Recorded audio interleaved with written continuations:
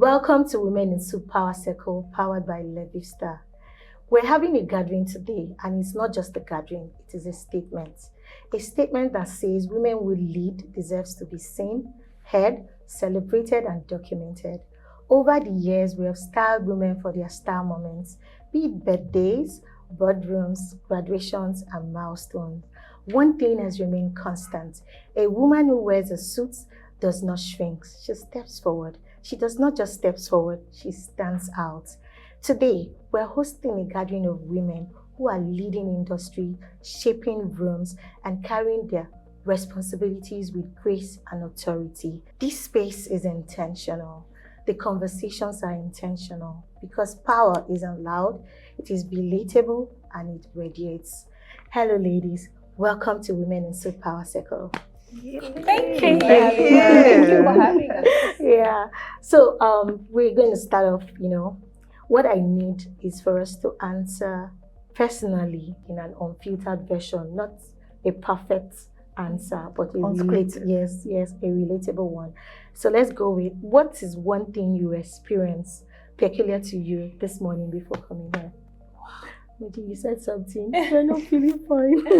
I woke up with a serious headache and stuffed nose. Wow. So I just said, I needed to sleep because I'd been up early. My nose was blocked. My head was banging. Not the regular headache, but yeah. Can imagine that. I had a headache too. I woke up at I think 2 a.m. and I couldn't sleep. But I'm here. And you see, we're here. Yeah. Wow. This is so thoughtful. Still making it here. I love that. Anyone? Not really. I just wanted to add that, that goes to show you that women are, determined. If they make up their mind to do something, they will. So she had a headache, cold. You had a headache, she had a cold, but they still made it down here. Yeah, that is being intentional. Yeah. Thank you so much. Yeah, show up, irrespective of whatsoever. Exactly. Yeah, that's the energy. Do you think we still have to prove ourselves in the leadership space? Absolutely.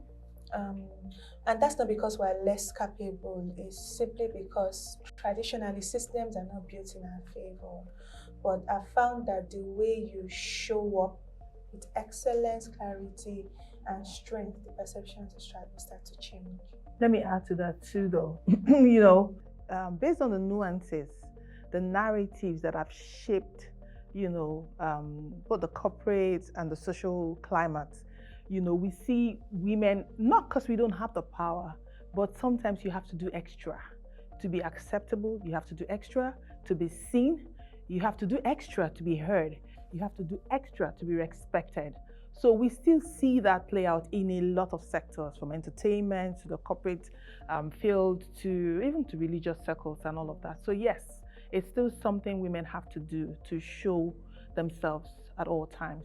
Yeah, I love the sound of that dimension, but I want to ask, it is said that women lead emotionally. Do you think that could be a reason why? And do you think it's actually true that we lead emotionally, and this could be a reason why we still have to prove ourselves that we're capable of doing it? Okay, I have a slightly different take. So yes, you're right. Women, there's no denying the fact that women are emotional beings. As a matter of fact, our physiology, our our hormonal profile is such that, at different phases in our menstrual cycle, we have different moods. Okay, so naturally, for a leader that's a woman, she would also lead with emotion. But it's not necessarily a bad thing, because I read somewhere, I think on LinkedIn, that even emotional leaders make the best leaders, because somehow they're empaths. They put themselves in people's shoes. They understand the consequences of certain words that they use or certain actions. So, they make sure that they put better practices or best practices in the place of work so that people, human resources are, better taken care of. And for me, I would say women actually do not need to prove themselves in the place of work.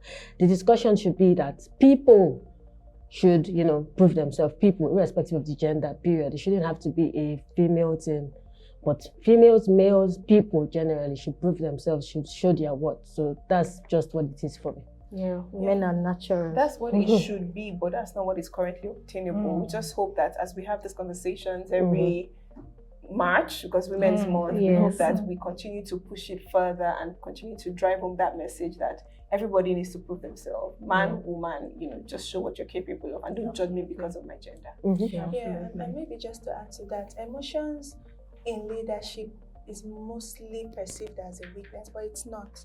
Because if combined with wisdom and clarity is a strength, because you now lead with, like you said, empathy and intuition. So for me, I think it's a strength for women. So I would say we lead holistically and not with emotions. That's what I would say. I would say we lead with our hearts. Yeah.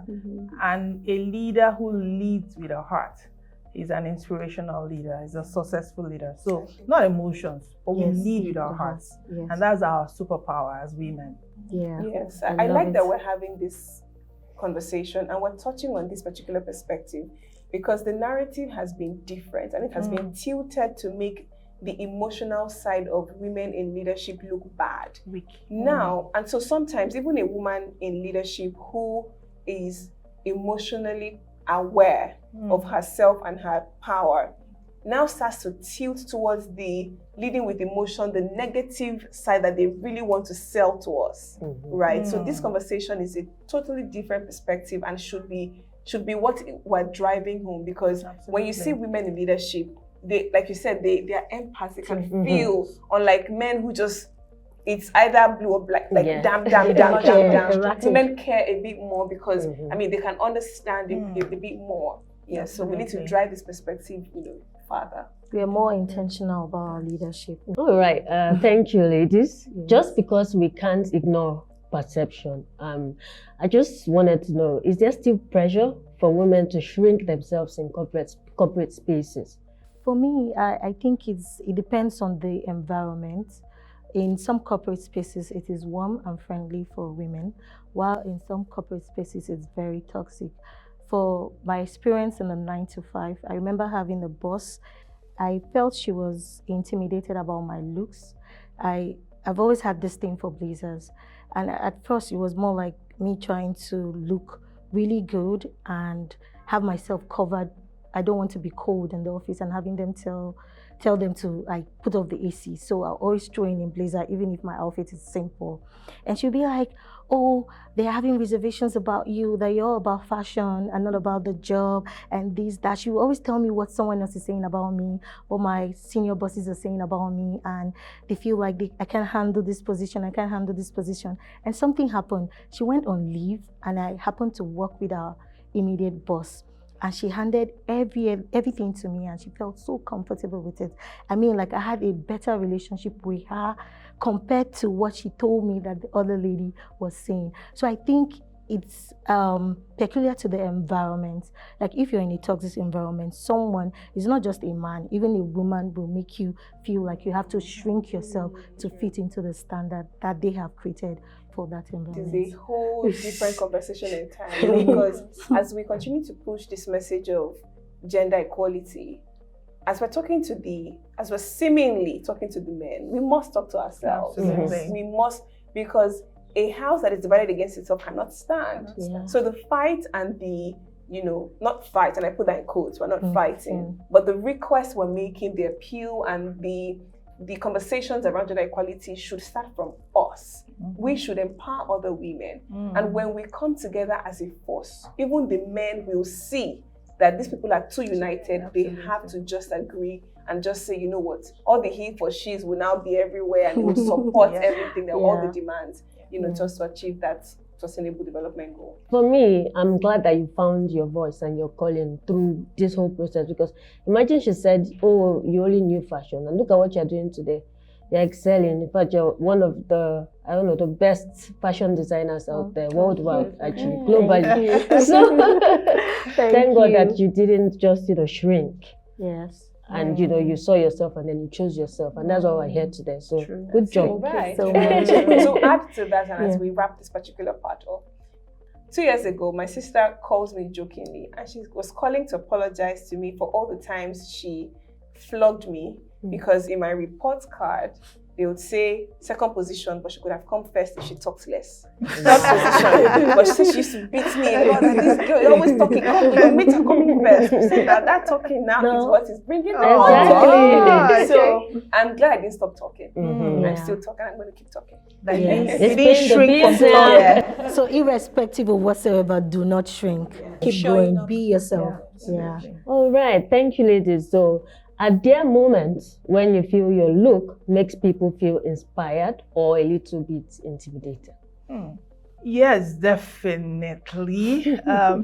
Sometimes, I mean, because I like to dress up to go out. I like to represent me when I go out. So sometimes you might go in some circles and, when you walk in the room, maybe sometimes you're looking, you can create some stares, but I like to see it as inspiring somebody to be intentional about how they look, how they dress, how they present themselves. Now, if this intimidates somebody, I'm hoping that it will be positive in the end to make them think twice when they show up next time, but the intention is never to intimidate. The intention is always to represent yourself rightly so and inspire, others, especially young people who look up to you as a leader, as a mentor. You want to show up and be able to inspire them to, look up to you more and be more like you and aspire for more as well. So yes, it is important that you show up without feeling like you're intimidating anybody else. Yes, that's my thought. That makes sense. Be you. I Be think authentic. you can to even you. control anybody who feels intimidated. The work is on them to work on themselves Absolutely. to Exactly. stop feeling intimidated. When I see fine women, I'm Yeah. excited. This is beauty. Complimenting another woman does not diminish my own Exactly. beauty. It doesn't take away from your light. Oh, how beautiful! I mean, see the beautiful women. Yeah. In fact, to add to that, I give out compliments for free, like without thinking. If I see it, I like it, I say, oh, you look beautiful, you look gorgeous. I just, and I never ever feel like I'm overdressed. As a matter of fact, it's either you are underdressed or you didn't take how you look seriously. For me, like I said, it's a silent salesman, so I will look good all the time. Yeah. And that you are beautiful. The transformation in the face of the person you give that compliment to. Most of the time, their faces light up, their smiles get deeper, they connect more with you just because you have complimented them. So that is an important thing that we should do more of, especially as women. Especially I totally agree. And you don't even know whose day you are saving by one simple, what you consider a seemingly simple compliment. Absolutely. Just one, you look very lovely, is saving someone's esteem. Or is reassuring somebody who is probably about to commit suicide. I've heard of the worst stories, so little compliments here and there can boost someone's morale, can make someone's year better. Absolutely. Yeah, oh wow, you're right. There was a lady who just put to bed and she was having like body dysmorphia. She wasn't happy about how she looked anyways. So I just told her, oh, you look really nice. And she was like, oh wow, you have no idea what you've done. Like you've lifted me from like such a dark place. Like coming from you, I feel so good. Thank you so much. So what you said is really right. Yeah. Pay compliments, it's free. We should always. Yeah. Okay, so as a woman, leading in spaces not always made for you, what subtle rules of influence have you learned and how do you use your style and your presence to shift the energy? Okay, so for me, I would go back to my 9 to 5. I dressed really good and I started off as being a trainee. Dressing well opened doors for me because even the top management, they didn't know I was a trainee. The way they related with me, they thought I was maybe like a senior staff with the way I dressed. And because I was already attending management meetings, so they just assumed, oh, she was a senior manager or she was a senior staff. So when they found out this girl is a trainee, and they're like, you dress so well. So it opens doors. It makes you easily relatable. The way someone is going to speak to you dressed well is different from the way someone is going to speak. Yes, you might be at a particular level. Just for instance, I'm a trainee. You might want to talk to a trainee like a trainee. But if you look at the trainee looking like your boss, I think you might want to tone the conversation a little bit. Yeah, so I would say that dressing intentionally opens doors for you. And you know how they say, I mean, it's very cliche. The way you are dressed is the way you will be addressed. You know, Dress the way you want to be dress the way you addressed. want to be addressed, and the way you are dressed is the way you'll be addressed. Yes. And it just really happens because we all like aesthetics. We all like nice things. So when you walk into a room and you're networking, you scan around who's looking nice, who's looking nice, and you want to you tilt Look the more part. towards them because you just automatically think that she must have money. Even if you don't have it, it just gives an impression that she knows what she's doing. She's well represented. She lives in Banana Island. She's loaded.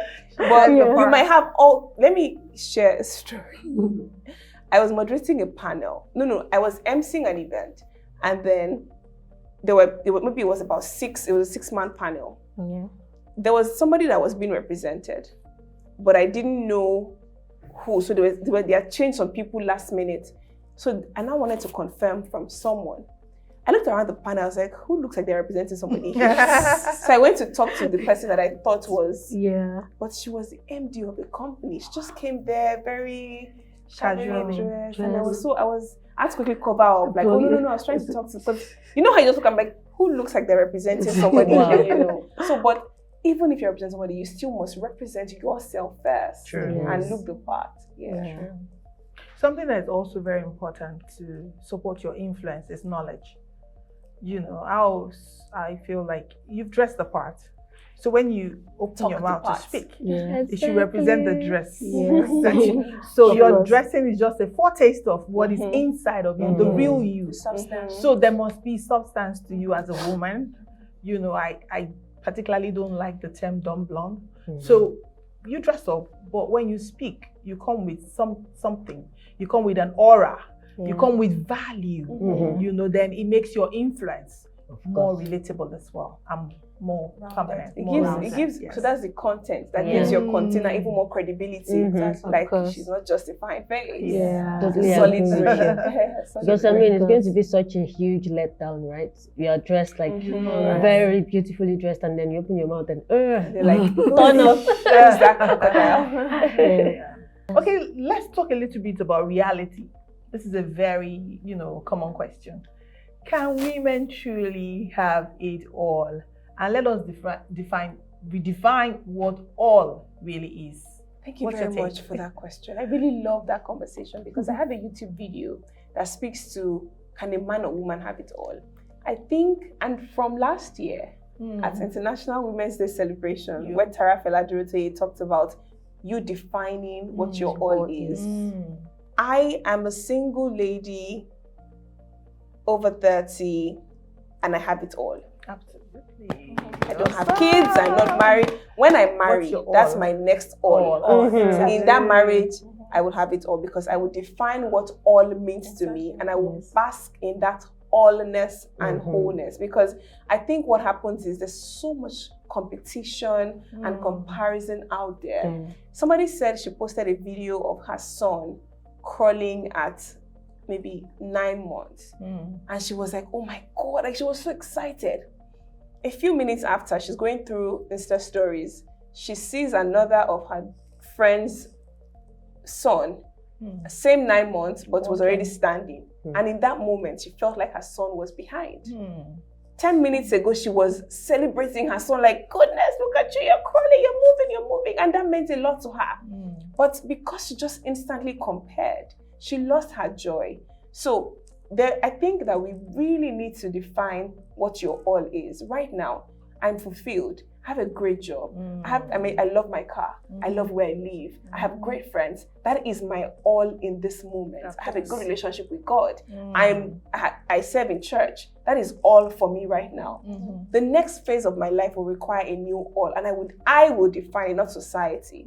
So I think we allow society to define what all means. Oh, having a thriving career, having a successful home. I mean, when you're in that phase, you will define it and say, my home is happy, peaceful, and I'm happy. My children are growing, peaceful, happy. Like, just define it per time, per phase of life. We're running different calendars and timetables. So don't let people box you into your all is not my all. Her all is not, like my all. Right now, I have it all. I'm living my best life. I love that. I love it. I love People it. misconstrue having it all to mean having everything perfect Perfect. at the same time.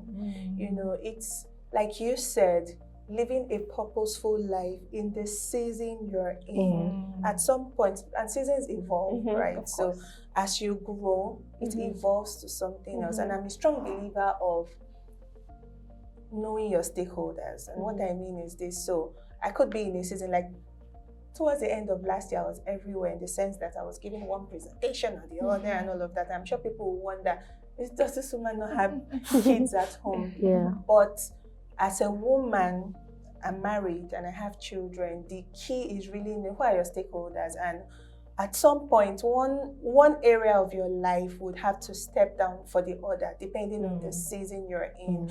But being able to communicate and carry your stakeholders along, sometimes it's all work for me in a season, and I let my husband know proactively that look, it's going to be a busy season. If I need to get extra help for the kids, so that I don't drop the ball, I'm making alternatives, you know. So I'm still having it all in that season, but living purposefully. All right. So Absolutely fantastic. I think one thing is important is knowing your purpose and defining it for yourself.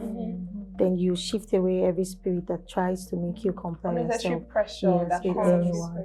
Yes. True. I love that. Your all is yours to define, and your all is transient, and your all is a continuum. So what is my all today might not be my all tomorrow. Absolutely. Most importantly, I define my all, not society, not my parents, not my peers. You know, so I love that. I love that, because that for me, it helps you celebrate little successes. And that in itself is a superpower for you to keep pushing and going ahead. Otherwise, you're thinking, oh, I don't have this, oh, I don't have this, or because somebody else expects me to have this. But in that moment, being content with what I have achieved. Because for us as women, it's not a small feat what we get to go out there, achieve, and come back every day. So you must be able to celebrate those with successes. hormonal changes and doing its own thing, You but know. you're showing up smiling with your Pat time, with your yourself on the back. You got it. You're enough. Where you are are enough. And then move on. What next? You know, because there's always more ahead. Exactly, of us. because I was going to say there's no crime or no harm in aspiring for more. Absolutely. But in the phase moment. that you are, define your all, accept and shut out the noise, and then but aspire.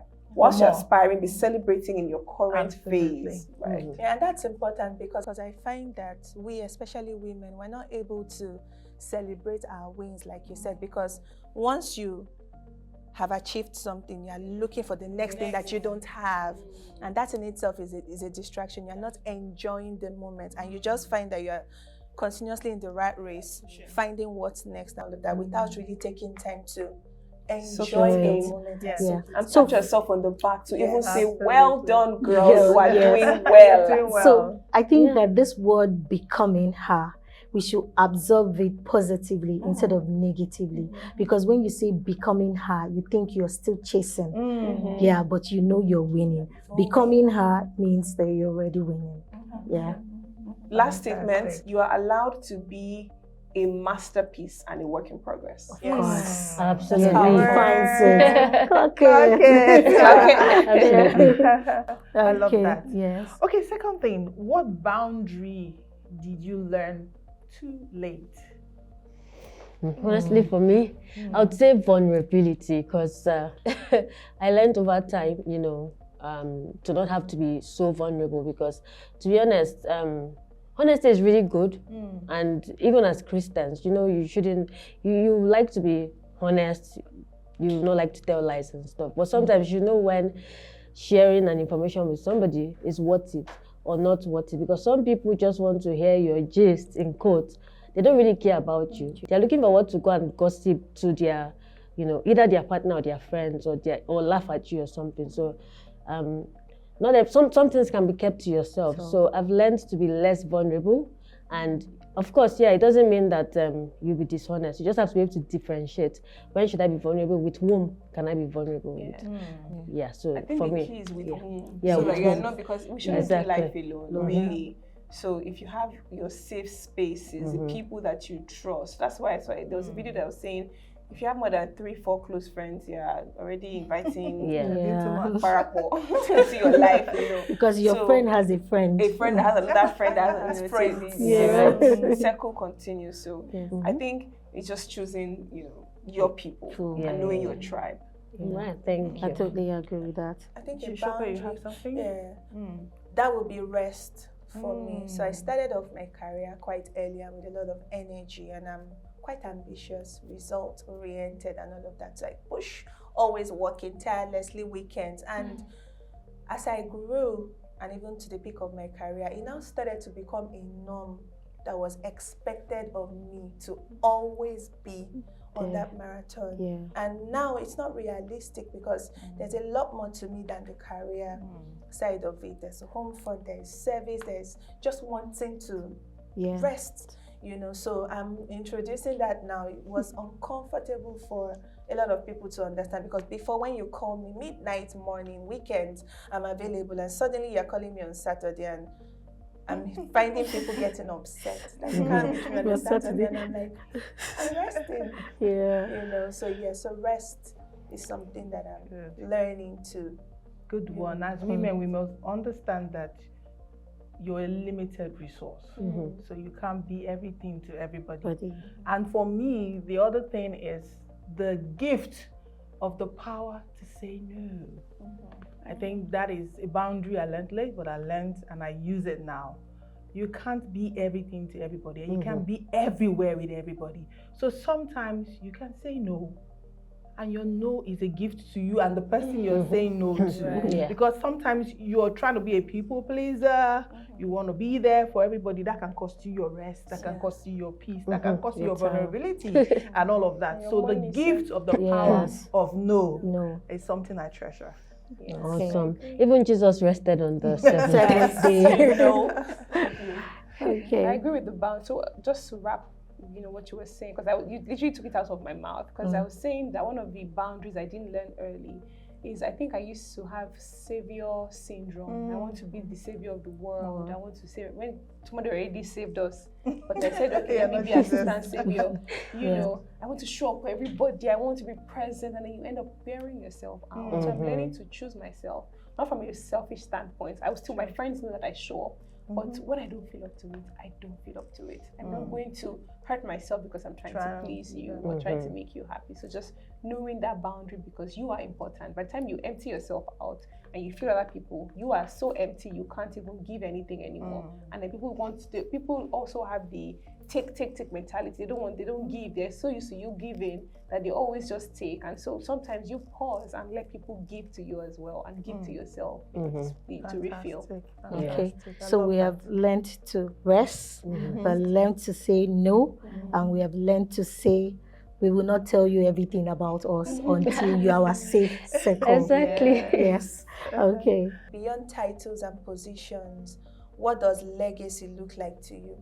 I like quotes, and what I always say is, there's a quote that I love, and it says, the goal is not to live forever. The goal is to build things that would live forever. So your life should be a walking example. You should be an example to the younger generation, even to the older people, and so that they can look at you and be inspired. So legacy for me is that I want to be remembered. I pray to live long. I want to live long. But if I go anytime God says it's time to go, what really would I have left behind in this world, away from the riches and everything? Like, what substance will people be able to say, because she was here, this place was a better place? Because I came across this person, I was able to live my dream. Because I came across this person, my life changed for the better, and I'm walking in my purpose. So I really want to be able to say, you know what, walk in your purpose. I'm for people I'm also an advocate for single and living purposefully. Like I'm a big advocate for that, because younger single people sometimes put their lives on hold. So I feel like I have a ministry there where I'm just like, do not put your life on hold. They say, the Bible says that two will chase 10,000, but are you chasing your 1,000 already, right? And so I'm here to encourage women and men, single, married, just walk in your purpose and make sure that you are not just living life carelessly, because you're going to answer to the person who gave you the life and the purpose, and who put the purpose in you. So you must find out why you're here. And so my job is to live a life that helps people to find their purpose and live and walk fully, wholly in it. I think that's very powerful, because a lot of people just focus on the two chasing 10,000, forgetting that there is the one that will chase 1,000, and you're chasing fully, your 1,000. That's powerful. Okay. You see, I wanted to add to what she said, because I'm very passionate about this question that you just asked, because I've always been passionate about, helping little girls on the street, because most times you go through Lekki and the rest and you see these little girls on the street begging.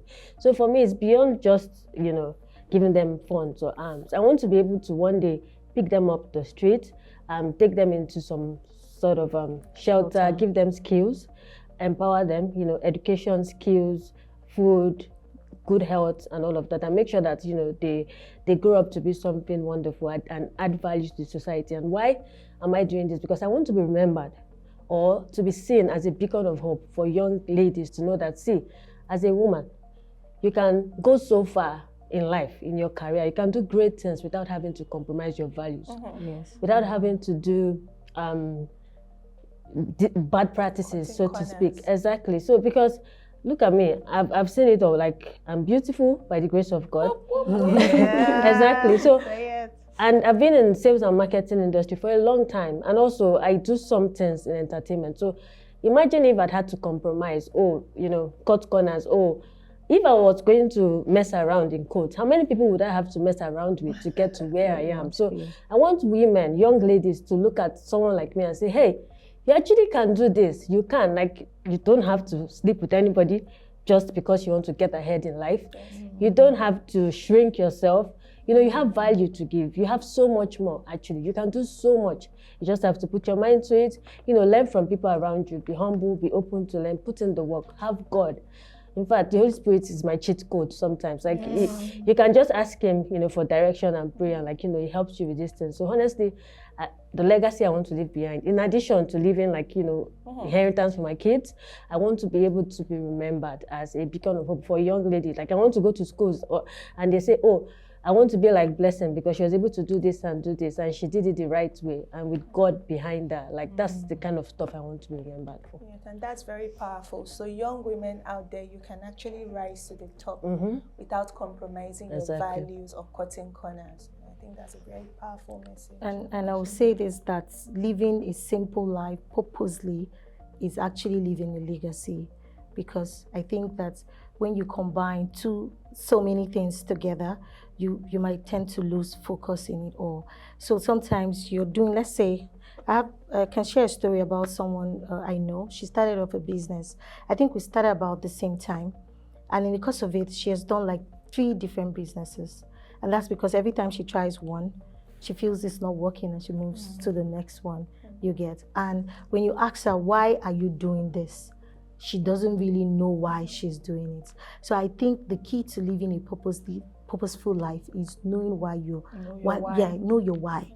When you know your why, you're able to build value and to impact life. Yes. And I think that leaving an impact, an impression, giving value is already leaving a legacy in the world. True. Moving from a place of clarity. Yes. Being grounded. Yes. Okay. So let me just add this, right? I think sometimes a lot of people confuse legacy for big things. You think until you build national stadium for one country, you haven't built a legacy. Yes. It's in the little things. Yeah. One of the things that I really appreciate my mom for every single time is that she taught me how to be content. That spirit of contentment I learned from her at a very early age. And so now I'm not moved by so many things. Can I afford so many things? Yes. Yeah. But do I mean, I'm not like, it just leads to, you know, why, you know, again, you look at me in my industry, a lot of people are doing too many immoral things because they're trying to get ahead, get by, and you don't have to do that. If you are content, you would have your all in that moment, define it, but you're trying to get your all, add 4 of this all, add it to my own all, to define, you know, there's just so much. But that spirit of contentment is a legacy my mom has built for my siblings and I don't take it for granted. That doesn't seem like, oh wow, that's a big legacy for some people, but that is legacy in itself. So again, your values, the values that you live out, will be legacies for other people who are watching, your children, your neighbors, your colleagues, who would say, because of this person, I learned this value. That is legacy. This is just very important to point out, really, because like you said, what it is important to say, it's not how much, it's not big buildings named after me. It's in the little things, and the fact that it keeps giving even after you're gone. That is legacy. It keeps impacting even longer than your life. That is legacy, and it changes people. That is legacy. It makes their lives better. That is legacy. So I like that you mentioned that as well. Yeah, contentment is actually really key, because in Nigeria we have a lot of people that are entitled. So the fact that someone could be content is really, really, really good. So yeah. All right, so I think in that same spirit, I'll take the next question. So has helping another woman ever opened a door for you or closed it? Tell us about it. I don't think helping anybody generally should close a door to you. If a door closes based on you helping someone, another door would open for you.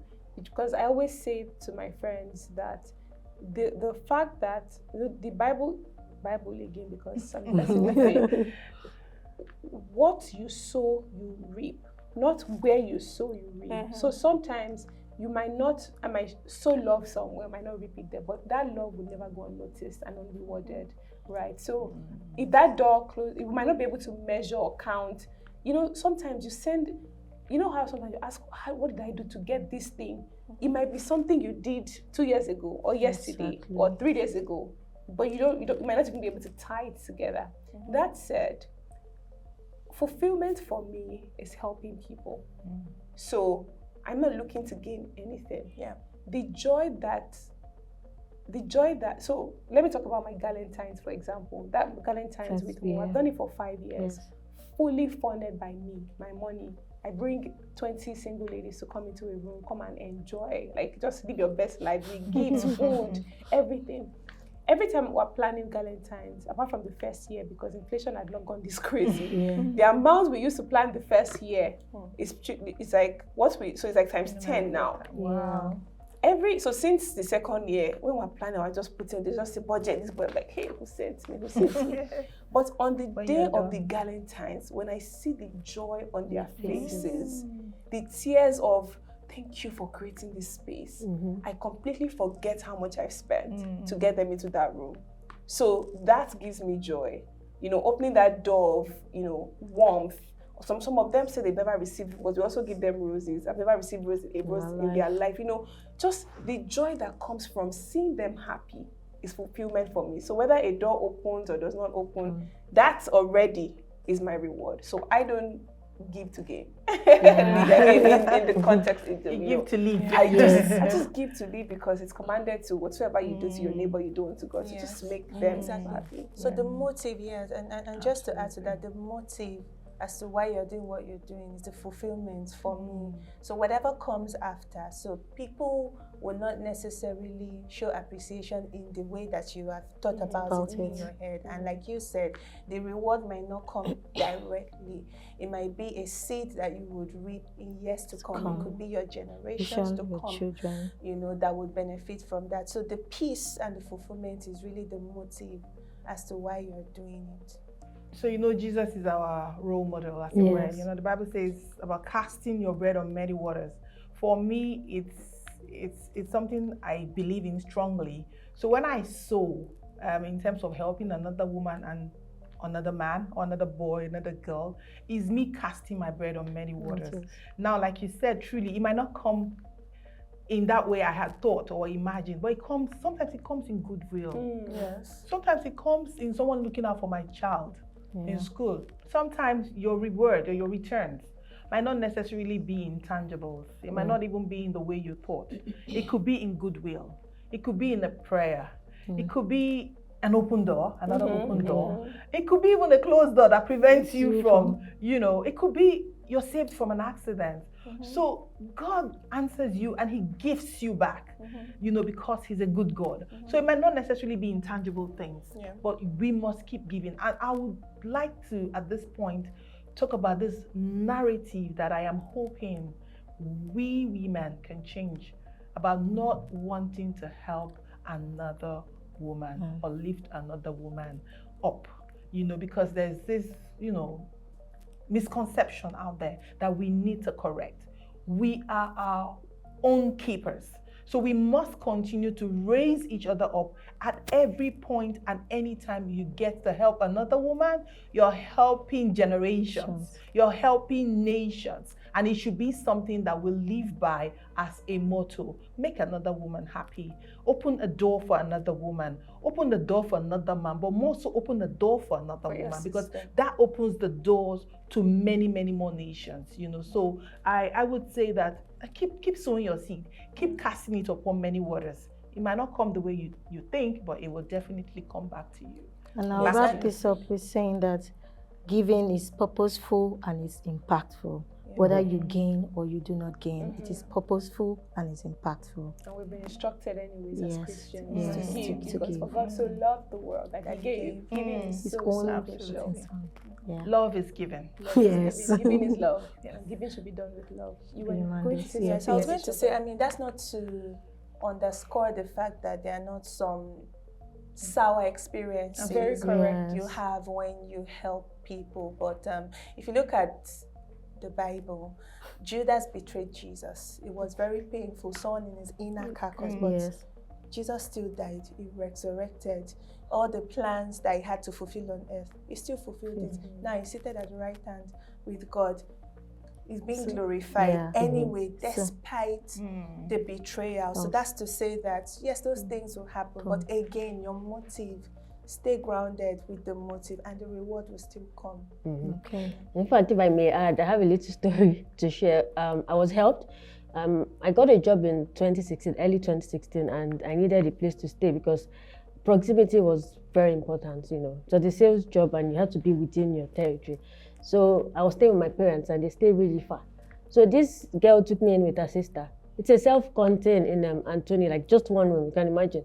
And they took me in, and I was like, how? Like, even me, I couldn't fathom it. And then, did the job for 1 year, 2 years. Then they moved to Abuja. Somehow, something happened, something didn't work out, and she needed a place to stay. Guess what? I was one paying the rent now. Wow. And she came to stay for free. I was like, please come. Like, I took her in, and then several years down the line, one day, a random wave of gratitude hit me, because now I was living in an apartment in Lekki, and my mom came around. It wasn't even, of course, it's no longer a one-bedroom apartment. I'm like, how did these ladies accommodate me in that tiny space? Even with this space now, I'm feeling cramped up. Like, they're really wonderful people. I just randomly sent them money. They didn't ask. In fact, one of the sisters called me. She just got married. She's like, see, you don't know, I don't know if God sent you. I needed this money. It came at the right time. So honestly, it would be really nice for me to say, I helped, but this time around they helped. And and I can't forget what they did, but that was really selfless. Yeah. It's beautiful. Finally, don't treat people as bad as they are. Treat people as good as you are. And then just to add to what you were saying, don't be that woman who gets to the top and shuts the door, to other women from coming close, because you're like, now I've arrived and now I'm here and now I'm the chairperson of this committee. No woman must come close. Help other women. The conversations around gender equality will only be successful when we are our sisters' keepers. Yeah. Women supporting women. Of course. It's been a very interesting conversation, and we're wrapping this up. And we want, yes, we've said a lot, we've dropped gems. I mean, you women are so loaded. Even I am blessed from listening to you all. But let's wrap this up and speak directly to someone who is watching. So let's say, for example, there's a woman who's watching this right now who is ambitious, but still unable to find her voice, unsure of her voice. What would you say to that woman? I will start from my far left. So to that woman out there who is ambitious but perhaps unsure, I would say you're important, your voice matters, your opinion matters, you're the it girl. So show up in that manner, be grounded, be consistent, quest for excellence, have integrity, and with all of these things and consistency, you will achieve your purpose. Definitely you will. Amazing, amazing. Thank you so much. So I'm going to surprise you and come right here. So, interesting. Okay, to that lady or girl watching, I'll just tell you to believe in yourself. Honestly, for me, you can do so much more without compromising on your values, honestly. Make sure that you have like God as your best friend. The Holy Spirit is there to literally direct your every move. If you let him talk, like, you know, people have done business deals where the Holy Spirit directed them and like they hit it big. Thank you so much. And now to the superstar, Vivian. Yeah. So for me, if you're unsure, seek clarity, because you can't chase what you do not understand. Seek clarity from the Holy Spirit, from God, which is an important factor. Then you stay consistent with the little things. You begin to gain momentum, improve in your knowledge, and remain consistent. And after that, you will tell us your story. Trust me. Amazing. We look forward to hearing your story. Yes. Mrs. A, over to you. Okay, I would say to that girl, to that woman who is out there, who is unsure, first off, we've all been there, so you're not alone. Two, you are specially gifted. You have purpose in you. So you want to dig deep and find that purpose. Find that why, because when you find that why, you can actually bring value to the world. The world is waiting for your why. The world is waiting for you. So you need to dig deep, find that why, and go all out there and be great and do great. You are enough. You are enough. And we're waiting to share your story as well. Yes. As one superwoman, one great woman, one impactful leader. God bless you. Thank you so much. And as we wrap up, let me just say this.